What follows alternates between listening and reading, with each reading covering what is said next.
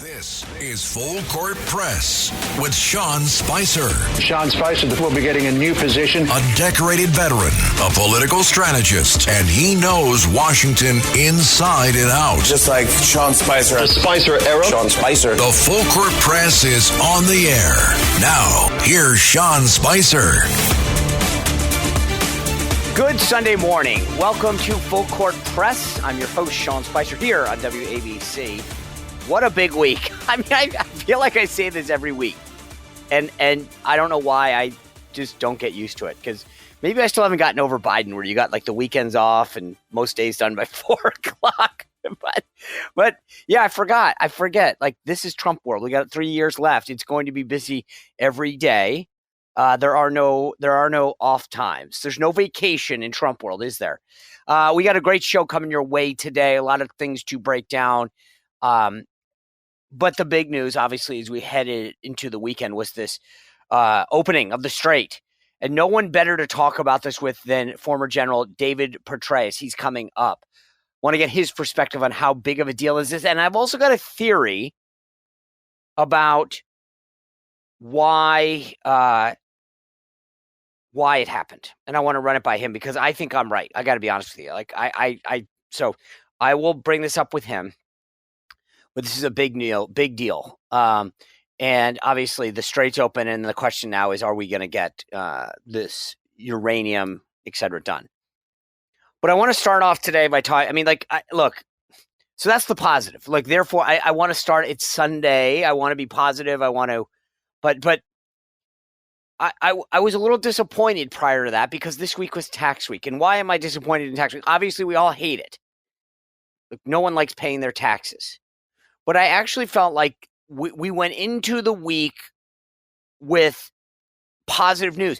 I'm a campaign operative. That's what I do this for a living, right? I have done this. My first campaign is 1994 that I got paid for. Actually, first race was 1992, but I got paid 94. I've been at this for 30 years. Like, I love creating the strategy for how do we win? How do we go after our opponent, right? And I'm looking at the lay of the land right now.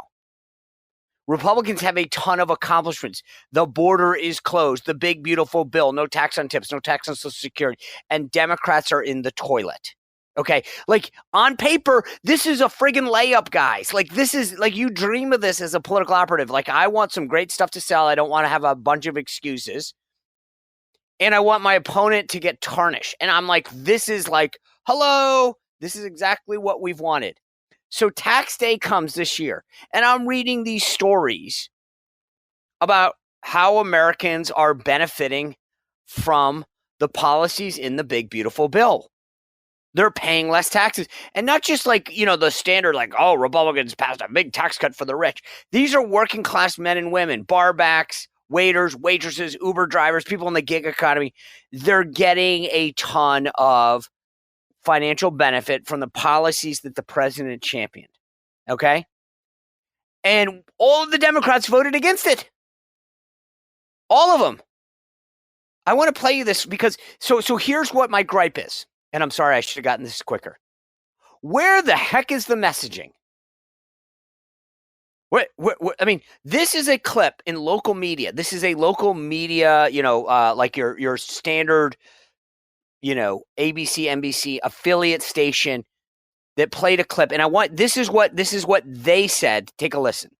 The average IRS tax refund is up nearly 11% compared to last year. You may have already learned this. Data show individual filers are getting back just over $3,500. The higher refunds are because of changes that Congress made with the One Big Beautiful Bill Act last year. The changes include a larger standard deduction, the elimination of taxes on tips and overtime, and more deductions for senior citizens. The IRS has received 79 million individual returns so far. Okay, that's the media telling you this. Like, these are the people that don't even like us saying the average refund's $3,500, $1,100 up because the standard deduction is up. So the average person's out there, right? So let me just preface this, that people vote on two principal reasons. One, their economic security, and two, their personal security. What do I mean by that? Do you feel like you're doing better economically? Are you saving some money? Are you putting some money away? Are you able to, And then, personally, do you feel safe? And that's generally like a visceral gut feeling, right? It's not about a government statistics. It's like, do you feel this, right? So people right now are filing their taxes. You heard that number, 79 million people. And they're going, wow, look at this. I have more money. $3,500, 11% more because the standard. I mean, like you heard that reporter sell this. Who wasn't selling it? Any Republican. They did an event on the steps of the Capitol where they we're working hard. It was like, oh my God, go to a bar and say all of these people in this bar are making more. The president held this beautiful event where the grandma at DoorDash, you probably saw this, shows up, knocks on the door, and it was funny, and it was staged, but she's got $11,000 in tips this year. Her husband had cancer. I mean, the story wrote itself. Like if you are political, you've got to be kidding me. There's a mother, a grandmother whose husband has cancer, and so to help pay for the payments, she's been doing DoorDash. She made $11,000 in tips, and because of the policies that they passed with President Trump, she's keeping more of that money, and she's very happy.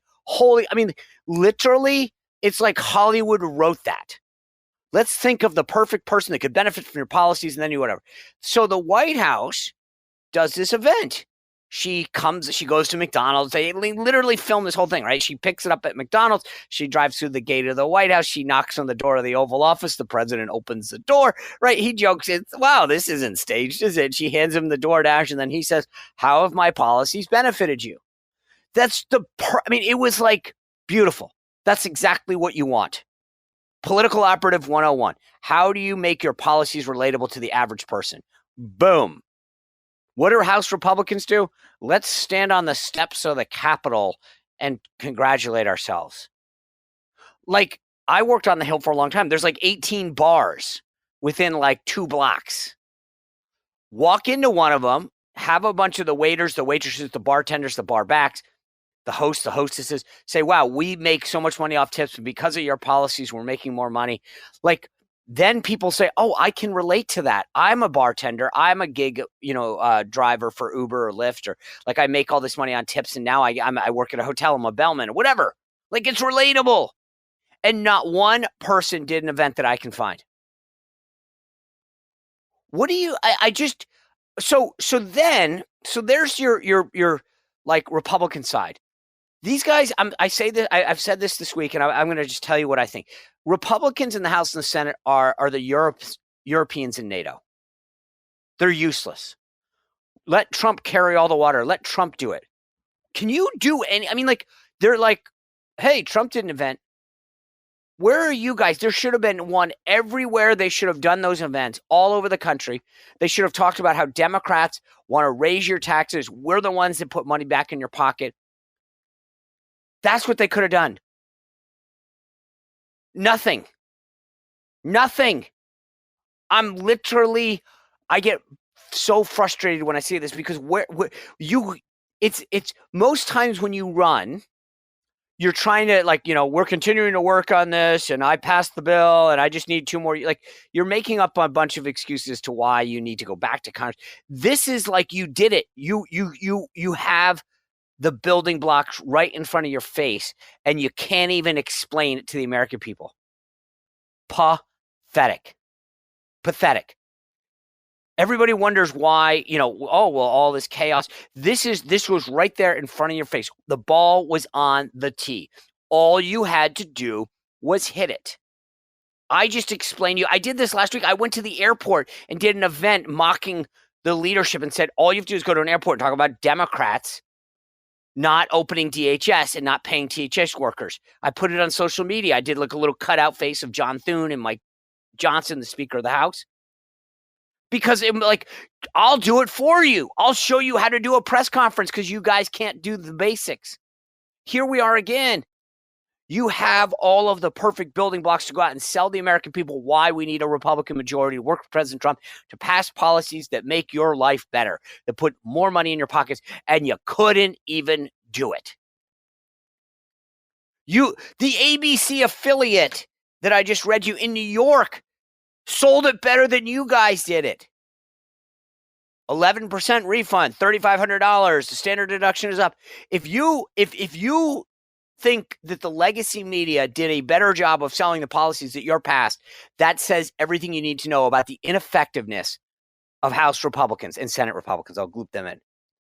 So I said the other side, right? So the Democrats didn't vote for any of this. Nada. You could easily just draw the contrast there. Just stop there. Hey, we did all this for you. You have more money in your pocket because of us. No tax on tips, no tax on Social Security, no tax on overtime, right? Never mind all the other provisions that help you buy a car and, you get to write it off if it's a mortgage is a U.S. car. Okay, there's a ton more. And you can say, here's what we did and here's what we did. Full stop. That in itself would have been a dream. But here's the kicker. Not only is that the easy part, then you got a guy in New York, the mayor there, Mondami. And what does he do? Instead of saying, I'm trying to make New York more affordable, he comes out and goes the opposite way. This is an ad he put out. He chose. This is his messaging. This isn't an attack ad. I want you to listen to what Zoran Mondami is telling the people of New York proactively on his own will. Like he's not this isn't a hostage video. He's choosing to message the following. Take a listen. When I ran for mayor, I said I was going to tax the rich. Well, today, we're taxing the rich. I'm thrilled to announce we've secured a pied-à-terre tax, the first in New York's history. This is an annual fee on luxury properties worth more than $5 million, whose owners do not live full-time in the city. Like for this penthouse, which hedge fund CEO Ken Griffin bought for $238 million. This pied-à-terre tax is specifically designed for the richest of the rich, those who store their wealth in New York City real estate, but who don't actually live here. But even so, they're able to reap the huge financial rewards of owning property in, dare I say, the greatest city in the world. And most of the time, these units are sitting empty, since again, they don't actually live here. This is a fundamentally unfair system that hurts working New Yorkers. Now, it's coming to an end. This tax will raise at least $500 million directly for the city. It'll help fund things like free childcare, cleaner streets, and safer neighborhoods. As mayor, I believe everyone has a role to play in contributing to our city, and some a little bit more than others. Happy Tax Day, New York. Happy Tax Day. I'm proud to have raised taxes. He's literally out there saying, I'm proud. Not on tax day, I want people to pay more. What is, like, I cannot explain what the heck's going on. Where we on the Republican side have a great opportunity to message the benefits of what we're doing. The Democrats are going in the opposite direction. We're proud to tax you. And they don't do a damn thing. Did you hear one Republican go out there and say, well, we're doing this. This is what Democrats do. Or saying, hey, by the way, making the Democrats have to answer for Zoran Mondami's tax policies? No, you didn't. No, you didn't. Because they suck at messaging. I don't understand. Like this, if this is a marketing department of a company, we'd fire them. Here's my take on this, and I'm going to give you this. You're not going to see this take anywhere else. Trust me. There's an old saying, as everybody's probably aware, like what you tax, you get less of. What you tax less of, you get more of, right? I mean, which is obvious. Like, and so what's going to happen, by the way, you do realize Kathy Hochul, the governor there in New York, went out the other day and said, for all you people in Palm Beach that I told should leave, can you come back and bring your tax? Because we're facing a massive budget crisis because when Kathy Hochul told everyone to get out in New York and she didn't like them, and they did, then they took their tax base with them, right? I mean, that's the knucklehead part of this that they didn't think about. And then you got Zoran Mondami saying, hey, don't worry, we're going to tax you even more if you come back and you stay here. Do you not think that Ken Griffin, by the way, has access to like really smart lawyers and accountants that'll say, here's how we're going to restructure everything? Like, you don't get screwed on this kind of stuff. People who don't have the lawyers and the tax accountants to pay to do all this kind of, cool stuff. Like every time I see something on, some video about how to avoid everything, you start calling, you realize that like there's some tax dude that costs like a crazy amount of money that can create a structure for you that you can put stuff in. And I'm like, so it's going to cost me all that just to do this. Like, it's not worth it for me. But really rich people have that money. That's what they're going to do.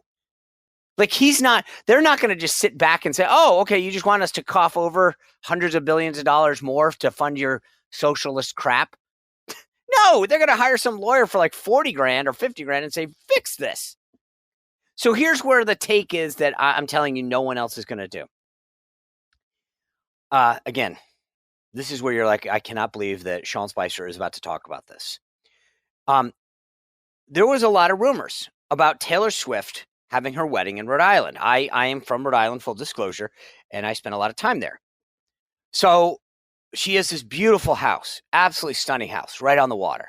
And the rumor was, and when I say rumor, like everybody said, like the planning is going to happen, and it's going to happen in Rhode Island. And it would have been beautiful. Nothing more beautiful, sorry, like where she is, absolutely stunning in the summer, okay? The knuckleheads in Rhode Island, all Democrats, passed what they call the Taylor Swift tax, okay? The Taylor Swift tax. And guess where her meeting isn't now? I mean, her wedding is not now. In Rhode Island. What did I say a moment ago about Zohran Mamdani? You get less of what you tax. The idiots in Rhode Island taxed Taylor Swift so bad, I believe that's part of the reason she's not having her wedding there. I don't know that. I'm not exactly on first name basis with Taylor or Travis for that matter. But these idiots didn't see, like, if Taylor Swift had her wedding there, do you know what an economic boon that would have been for the state? All of the people, not just the guests, but the paparazzi and the media that all would have come to Rhode Island and highlighted the state. It would have been like literally the greatest Chamber of Commerce ad that you could put on for the state of Rhode Island. Instead, these idiots pass a tax called the Taylor Swift tax to go after her because she doesn't live there. Sound familiar? That's what Zohran Mamdani is talking about. These guys like are so short-sighted and stupid. And instead of getting the massive economic and media boon that would have come with a wedding in Rhode Island, Taylor Swift got taxed out of it. And the same thing is going to happen in New York if these idiots don't get rid of or stop Mamdani. They are so short-sighted in their pursuit of more money to pay for their liberal spending. Anyway, enough on all that. When we return after the break, General David Petraeus on the latest with Iran. What does this all mean? Did the blockade work? Did my theory, and I'll reveal it after the break, really work as to why this happened? And I think more people are going to find out what I'm talking about very soon. Stick with us. You're listening to Full Court Press with Sean Spicer on WABC. This is Full Court Press with Sean Spicer on 77 WABC.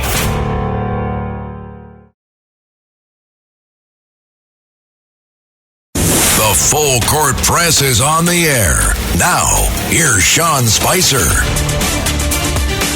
Welcome back to Full Court Press. I'm your host, Sean Spicer, here on WABC. Boy, do we have a treat for you. When we break down where we are in Iran, what this all means, where we think this is headed, no one better to give us the best analysis on this than General David Petraeus. General, good Sunday morning to you. Thank you for being with us. Great to be with you. Thanks, Sean. Okay, so let me just start with this. Do you think, how important was the blockade to changing the dynamic of where we stood with this conflict in Iran? I think it was exceedingly important. We could not allow Iran to emerge from this war very weakened militarily. Our men and women in uniform have done a magnificent job in taking down the missile launchers and stockpiles and drones and leaders and headquarters, the air and ballistic missile defenses, the Navy's all sunk, whatever was left of the Air Force is gone, etc.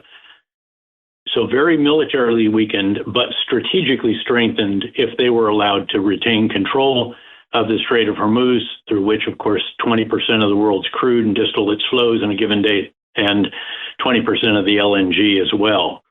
So, and also they were charging toll, reportedly around $2 million in Bitcoin, which if you have 130 ships a day going through, you can do the math and realize that that's an awful lot of hard currency for a country that will be desperate for all that it can get to rebuild after all the enormous damage to its military industrial complex.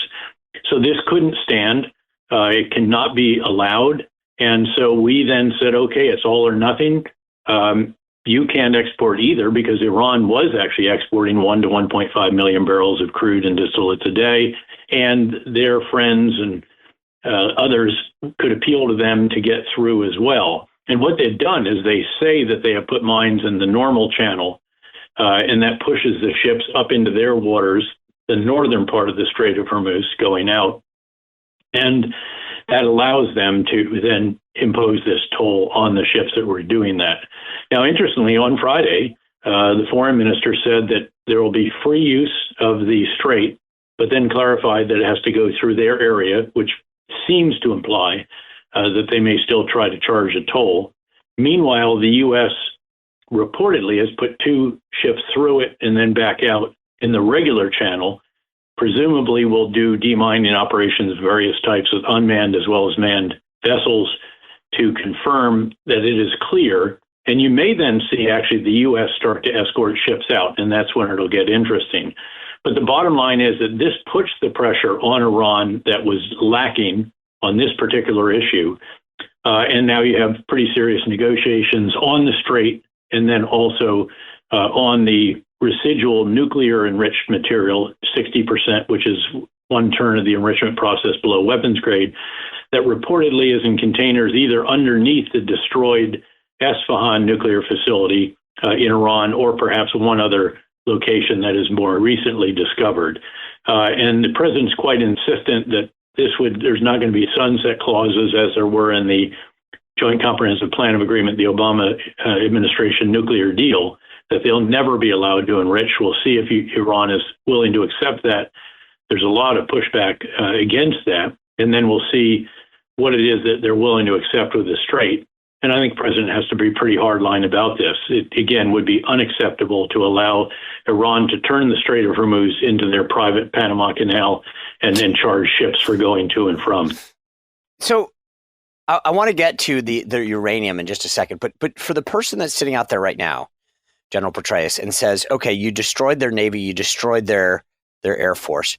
How did they, aside from dropping some mines to force people, like how do they have the ability to control that strait, right? In other words, what is it? Sure. Is it just that they give you a secret map and say, here's where you avoid? What is it that gives them the strength?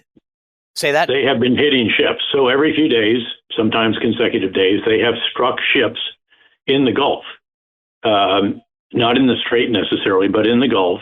There have been some actually in and around the Strait as well. 8 crew members have been killed from these ships. Damage has been done to other vessels.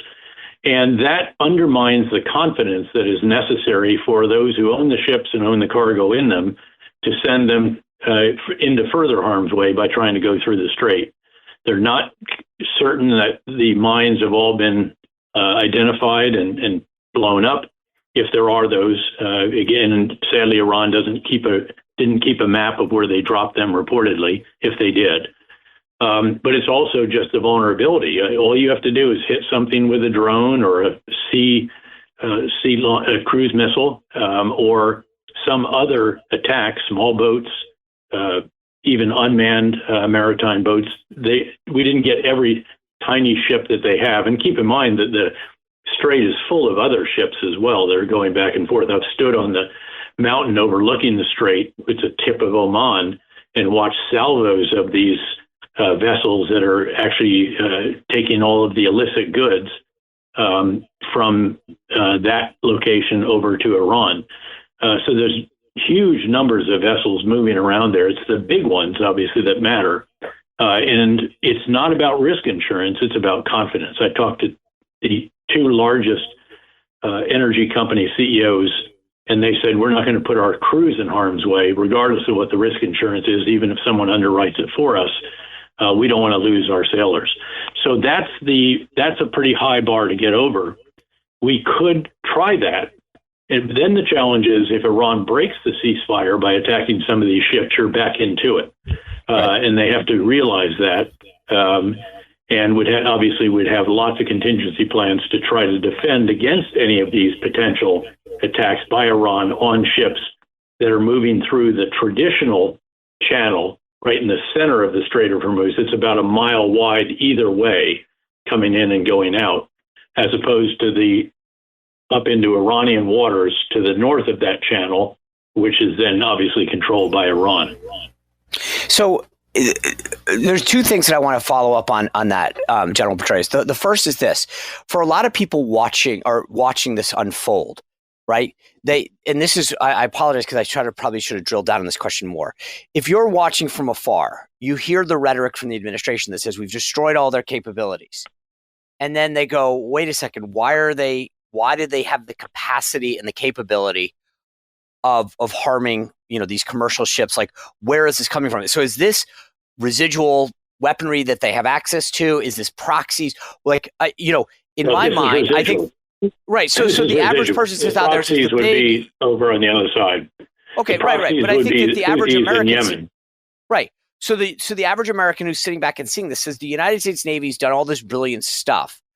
And so why are these little guys, onesies, twosies, able to stop, dictate this degree of commercial shipping? I get your point. Like, if you own MSC or Maersk or whatever, you're like, listen, all you need to do is hit us once. You could take out our container ship. You could hurt a sailor. So we're not going through until we have a high degree of confidence. Totally makes sense.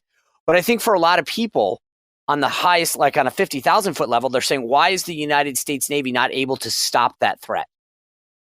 Because it's a pretty challenging threat. I think we can probably stop the bulk of it. But even when we were dealing with the Houthis in Yemen, another proxy force of Iran, and attacking them for interdicting the lines of communication around the Bab el-Mandeb on the other side of the peninsula, the Arabian Peninsula, which then feeds up into the Suez Canal, it's difficult to get every single last item. And keep in mind that all they have to do is be successful every few days with, again, some residual drones, some residual small little craft full of explosives. There's any number of small items still left. Everything is not wiped out. There's even missiles left and there are drones left. It's going to be very hard to rebuild the missiles, which is very good because that's the biggest threat to our partner Israel in particular, but also to the Gulf states. But there are still drones. They can still cause damage. And again, if they get lucky and they ignite something, then you have a ship burning. And there have been a couple incidents like that. There was one far up in the northern part of the Gulf that actually burned. So again, there's never a situation in which you eliminate every single threat. The way you do that is through negotiations. Right. And that gets me to my other point. This gets to the second piece that I want to ask you. Do we trust them? So when the foreign minister says, hey, we're going to, okay. Don't trust, verify. Remember Reagan said it, don't trust, verify. But this gets back to your point though. Like if I'm the, whether it's the ship driver himself or the owner of Maersk or whatever, I get a phone call that says, hey, guess what? The foreign minister says you're good to go. Right. I get the trust but verify, but get back to that idea of risk for a second. The United States government says, hey, you saw the tweet or the statement from the foreign minister. What degree of confidence do you have as a company, a Maersk or an MSC to say, does that you guys didn't know where you put the mines and now you think that you're going to just tell us we're good to go? Like, how does that that's where I would fall a little short in saying, I'm not sure I trust these guys. Well, what they have said is that you have to go through the Iranian route, not through the normal route, which is what we're clearing. And again, you're going to trust, and I think you would. Yeah. Again, they don't want, especially if they're paying. What we don't know is whether Iran is going to charge a toll for going through its waters. These are it's 12 miles and so forth, which is what they had been doing. So again, we'll figure out, is there a toll? Is that acceptable for in the short term?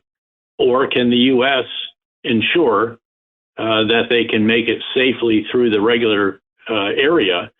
And I think that the latter is possible, especially during a ceasefire, but it obviously carries more risk. Again, it's always about the level of risk in this situation. There's never perfect confidence about anything. Heck, there's still pirates out there. There's still other extreme weather. The maritime domain is full of challenges and risks, even beyond nation state activities or proxy activities.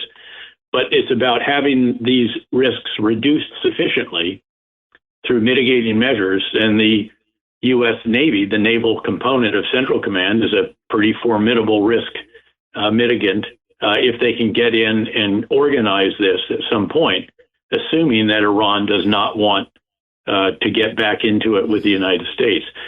They have an ability to ride this out for a period of time. They reportedly have somewhere around $30 to $40 billion of reserves. They have 150 million barrels floating around out in Asia that they can start delivering. Some of this is in the so-called ghost fleet that they have, that they operate.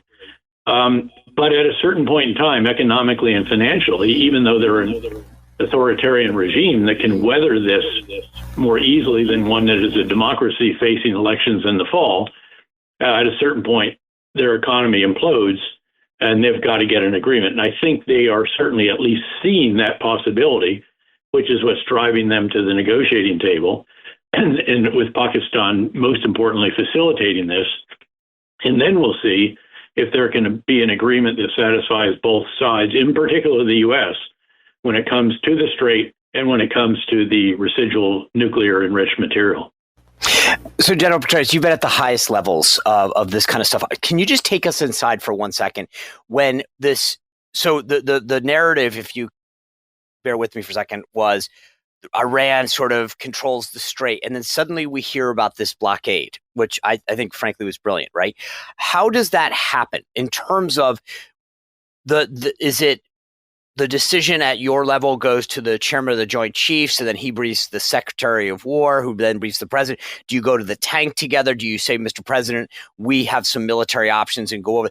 Walk us through for a second the decision-making process that at your level would go to the president with options that he would consider.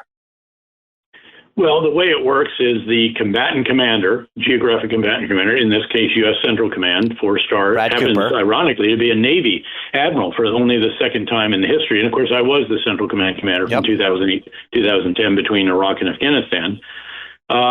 You are given objectives. These are the national security objectives, in this case, the military objectives. And then you come back with options to achieve those objectives with associated risks and risk mitigation measures. In other words, if we try this, there's a possibility they could mine the Strait. They may target Gulf state infrastructure, all of these kinds of risks, some of which obviously materialized, a number of which.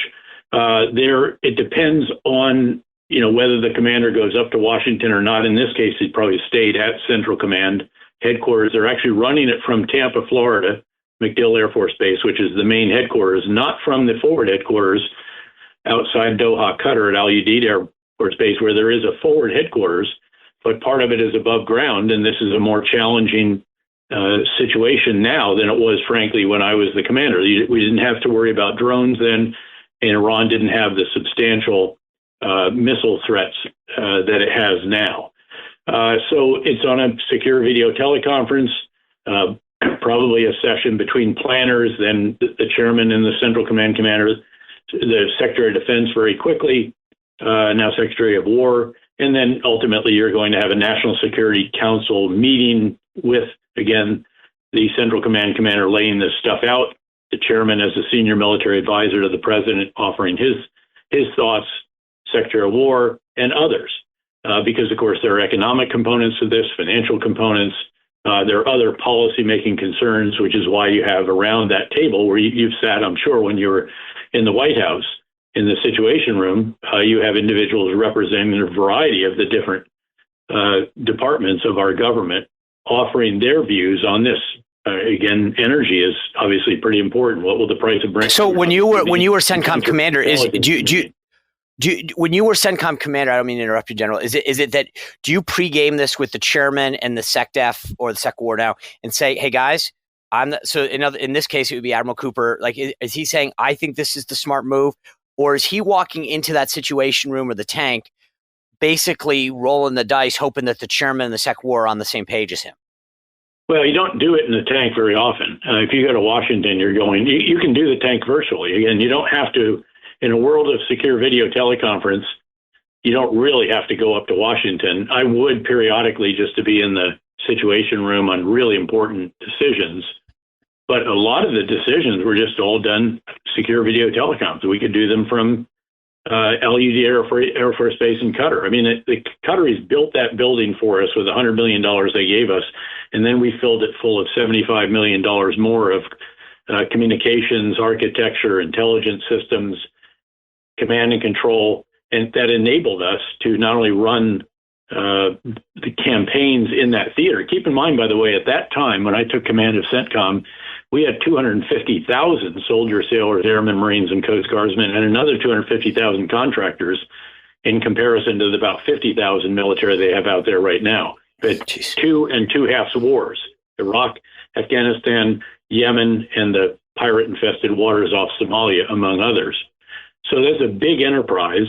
But when you're doing the big policy-making decisions, again, it's typically the president in the seat at the top of the table in the Situation Room, or perhaps with his style in this case, it might be a bit more in the actual Oval Office. But no, you have constant communication going back. The planners and the Joint Staff and the planners at Central Command are sending stuff back and forth constantly. They're providing it to the chairman and the secretary. Eventually, again, you have conversations with the secretary, chairman, CENTCOM, perhaps others. And then, of course, you're going to get into the whole national security policy-making apparatus, which culminates with an actual National Security Council meeting at which you have, again, the National Security Advisor on one side, then the DNI, the Director of National Intelligence, Director of CIA, again, the various cabinet department secretaries relevant to the issue at hand. For the other side, the Vice President, Secretary of Defense, Chairman, Combatant Commander, and others. And then NSC staffers and so forth in the back row. So that's how it works. And again, it's a pretty continuous process. And of course, CENTCOM and the commander himself can say, hey guys, do me an excursion on this. Tell me what could we do? And in this case, the blockade has actually been openly discussed, not just in policymaking circles, but in the sort of the think tank world. There have been a number of us who are saying that we ought to do, we should say to the Iranians, it's all or nothing. Either everybody gets to go through freely, as they did before, or no one goes through, including your oil tankers and your friends and family, if you will. It was beautiful. General Petraeus, in the final 30 seconds we have, I have a theory that behind the scenes, the biggest unsung hero of getting us to where we are today is China. They are forcing the Iranians to do any of this. Do you agree or disagree with that theory? I tend to be cautious about this. China's in a tricky position. They're the biggest consumer of Iranian oil. They are supporting Iran in certain ways. We know that they have been providing intelligence, but they can't provide hardware or something like that, which the other side of the Gulf would see as very hostile to them. And keep in mind, they buy a lot more crude and LNG from the other side of the Gulf than they do from Iran. They probably want to see this come to an end, although it's not necessarily the case. They're not sad to see us use huge quantities of our most exquisite offensive munitions, particularly submarine, ship, and air-launched cruise missiles and these exquisite systems. And then the defensive missile interceptors, where we've used well over all of last year's production of Patriot interceptors in the first week or two. So again, they are not disappointed to see us having to pull assets from around the world, including some from the Indo-Pacific, to the Gulf region. But on the other hand, their Asia partners in particular, even more so than China, are really being hurt by the increase of the price of Brent crude, LNG, lack of fertilizers, even the lack of other elements required for chip making. Helium is required for that, comes out of the Gulf. There's a lot of second, third, and fourth order effects that are affecting the global economy, and the Asia partners of China and trading partners are the most affected. Europe to a degree, especially with jet fuel and some other categories. So I think it's a bit more complex than that. I do think they probably want to see the Gulf opened up. I'm not as convinced that they will be that eager to see the overall focus on the Gulf shift back to the focus on the biggest potential scenario in the world, the one we have to deter, which is something in the Indo-Pacific. Okay. General David Petraeus, thank you for joining us and giving us this unbelievable insight today. I appreciate it. Have a great Sunday and a great rest of the week. Thanks, Sean. Thank you, sir. This is Full Court Press with Sean Spicer on 77 WABC.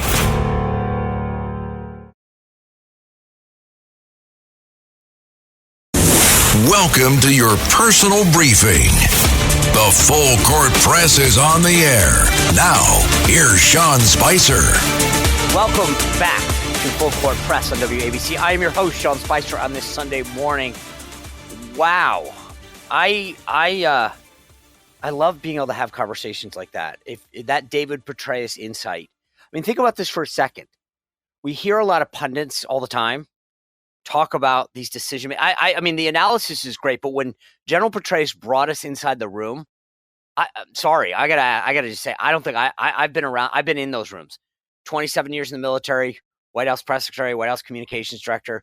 Like that was like I was so cool to hear that, and that's why I love the opportunity to share this with you. Have access to guests like David Petraeus, who can bring us inside the room to hear about how those decisions are happening.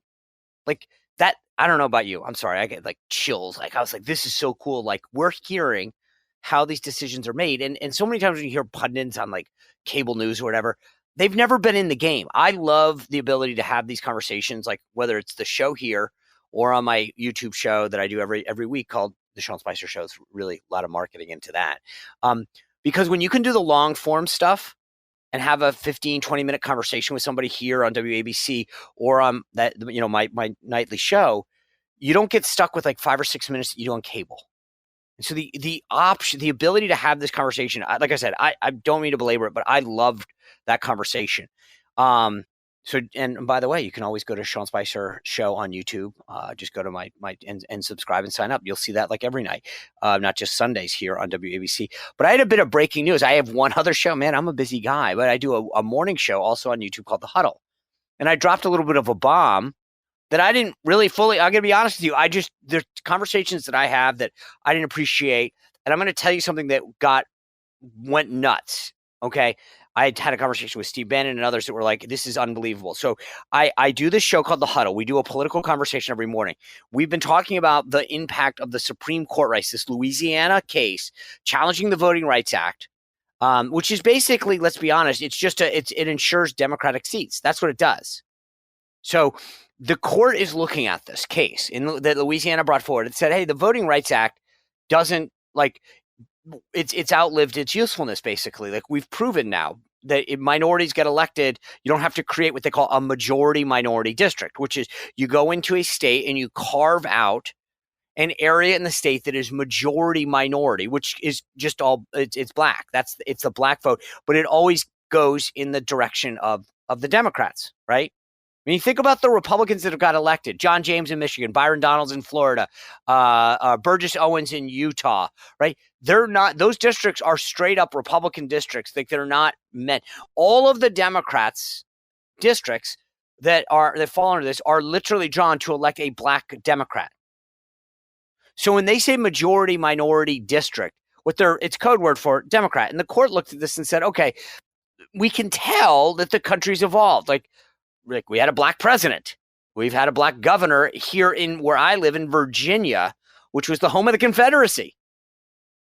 We had a black lieutenant governor, a Republican, a black lieutenant governor, Winsome Sears. So on its face, the court was hearing this conversation and basically saying, okay, yes, I mean, the whole idea initially was to create these majority minority districts.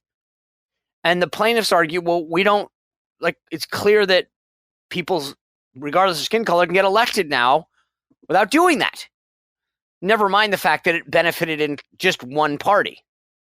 I mean, to be honest with you, I don't think there's ever been a Republican elected from a majority minority district. It's always Democrats. So we're talking about this. Now, here's the deal. Why does this matter? Well, a lot of states, North Carolina, South Carolina, Alabama, North Carolina, South Carolina, Alabama, Louisiana, just to name, I'm trying to think, there's at least one more that I'm thinking of. Georgia, Mississippi, and Florida to some extent would all have to address this. They all have districts that were drawn specifically for a black Democrat. Okay? The court says that this does not uphold this anymore.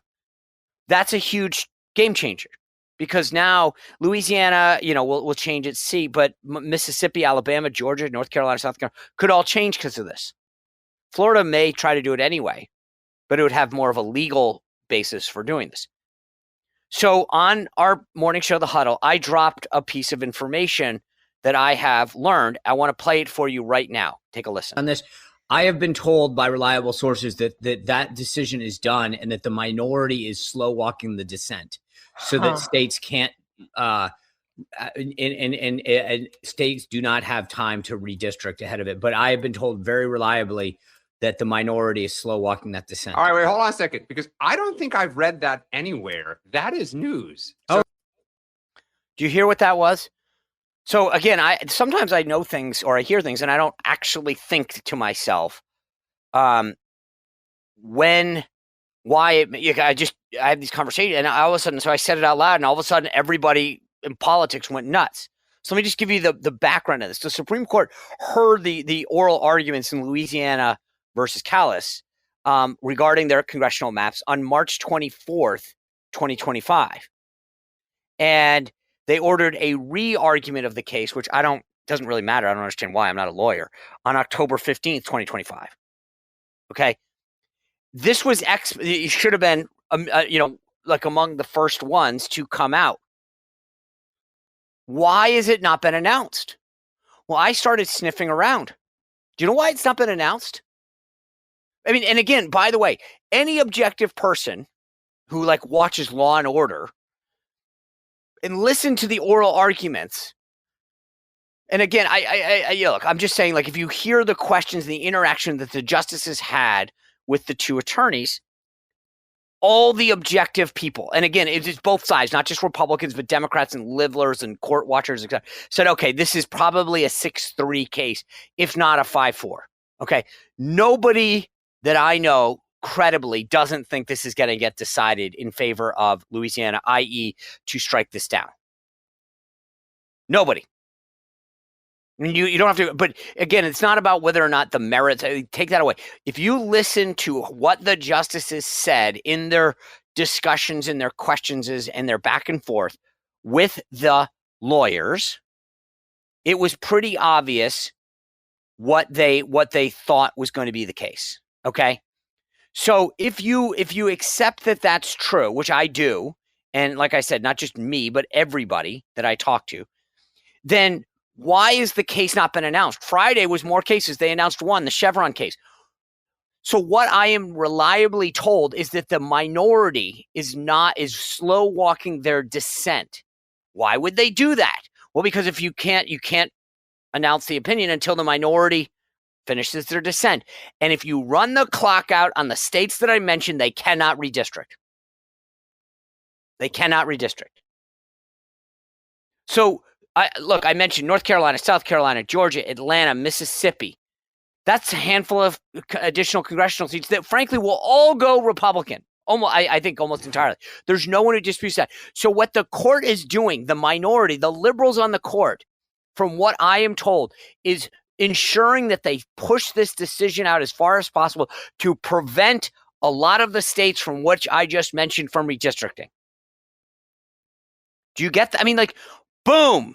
This is big. When you're talking about a House majority on the margins, this matters.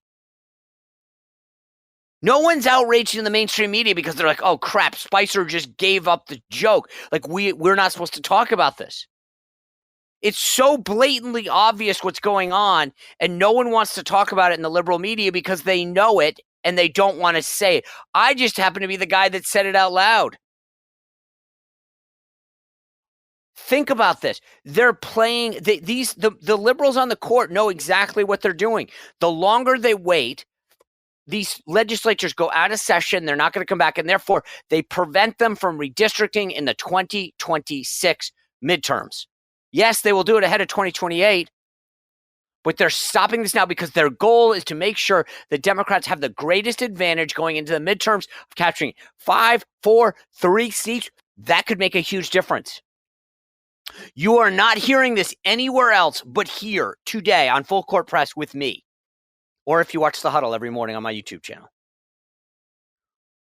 For all the talk about the court and the weaponization, it's happening again. People on the right are going to start talking about this, but no one on the left, because they don't want that to happen. They don't want you to know. So this is the kind of conversation that I have on The Huddle all the time about insight that's going on in races and politics. So if you're a political junkie, go to my YouTube and sign, because this is what we talk about. But I'm telling you, you will not hear this anywhere else but right here on WABC today. And by Monday, Tuesday, somehow they're going to start talking about it. Anyway, thank you guys for spending your Sunday with us. I really appreciate it. Love doing the show, Full Court Press here. I really appreciate the opportunity. I got one big announcement for you. I've got this brand new book coming out called Trump 2.0. If you go on Amazon for the next 7 days, I'll do it from this Sunday till next Sunday, just for you folks on Full Court Press.